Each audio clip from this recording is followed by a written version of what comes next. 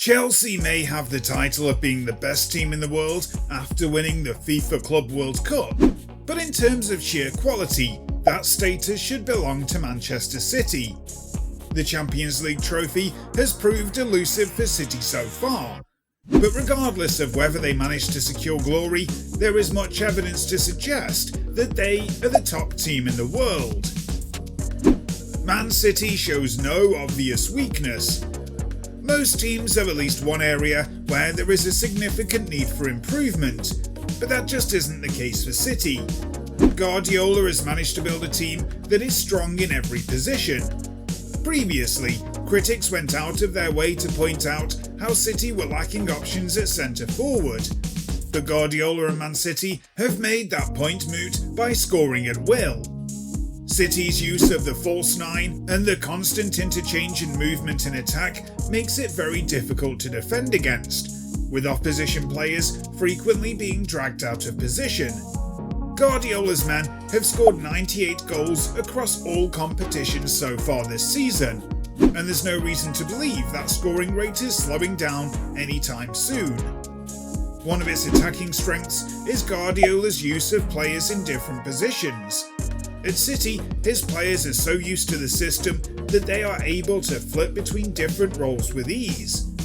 Against Sporting, for example, John Stones, usually a reliable centre-back, was deployed at right-back and performed well for the hour that he was on the pitch.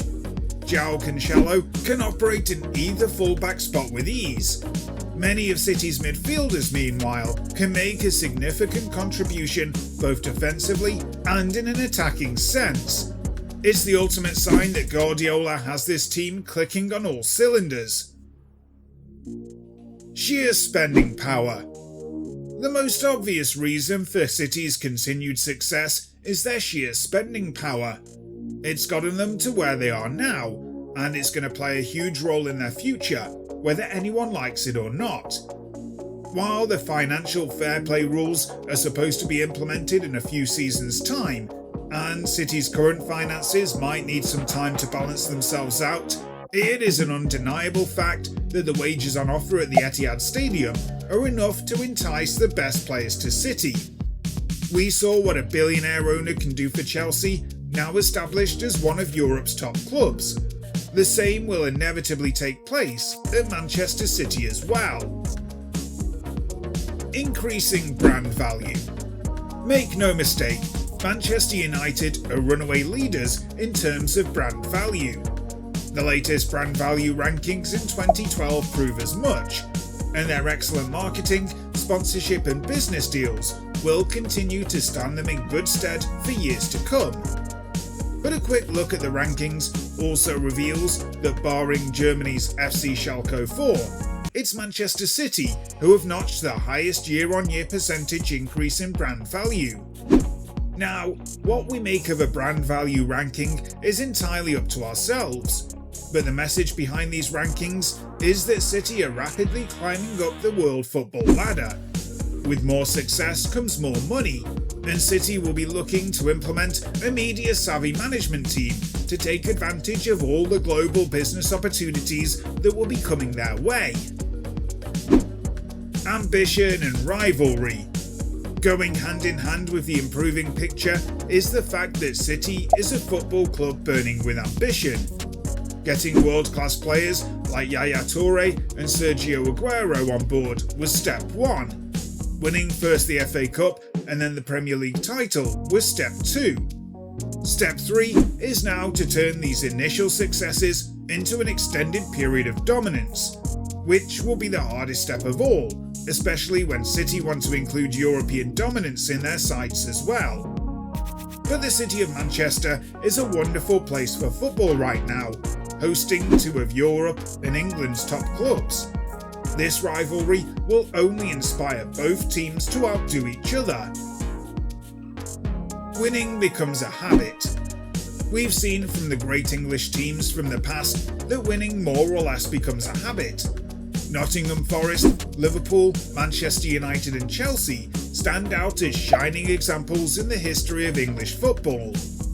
While there have been examples, such as Leeds United and Blackburn Rovers, to show that merely winning means nothing in the long term, the City hierarchy will ensure that the Etihad sees success in the former ilk, not the latter.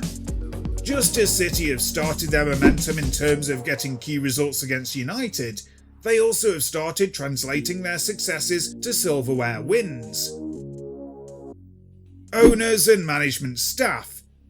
In Sheikh Mansour and co, Manchester City seem to have a sensible owner who is not afraid to make big decisions. They made a big call in replacing Mark Hughes with Roberto Mancini, a proven manager on the European stage, remained sufficiently patient with the beginning couple of seasons under Mancini's leadership, and have now reaped the rewards of a Mancini-built team. Their statement that Mancini would have remained in the City job even if he ended up conceding the title to United shows a preference for longevity, that same model that has fared so well at United.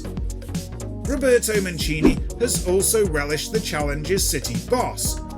During his time at Internazionale, he showed his ability to deal with big dressing room egos, while his controversial decision to welcome Carlos Tevez back to the City fold showed pragmatic decision-making. He's also fast becoming the equal of a certain mind game expert across town. Fan support. As fans of the Premier League, we've been inundated by claims that Manchester City possess some of the most loyal and passionate fans in the world. A look at City's title celebrations, which featured a full crowd invasion of the Etihad pitch and a wonderful atmosphere around the stadium, showed that perhaps those claims might be true after all. Throughout the season, the Etihad's atmosphere has been a joy to behold. City's is a fan base that has stuck by their team throughout thick and thin, from the depths of the Football League to the top of the Premier League, all the while supporting the second best team in their city. Perhaps it's their time to enjoy being top dogs. They'll certainly usher their team onto new levels with their pitch-side decibels. World-class playing spine. City have it good on the pitch as well, with a playing spine composed of Joe Hart, Vincent Kompany, Yaya Toure, David Silva and Sergio Aguero. City have an experienced core who also have years left at the top of the game. Roberto Mancini's bench is also full of players who would walk into most Premier League sides, which gives him both squad depth and squad breadth. If this core remains at the Etihad, it might mean that any subsequent additions to the playing staff would merely be additions alongside the quintuplet mentioned above. With a spine like this, City's days of extravagant spending might be over. So tell us, what do you think of Manchester City? For more videos like this, please subscribe to our channel and hit the like button. Turn on that notification bell so you don't miss a thing. Thank you all so much for watching. I'll see you in the next video.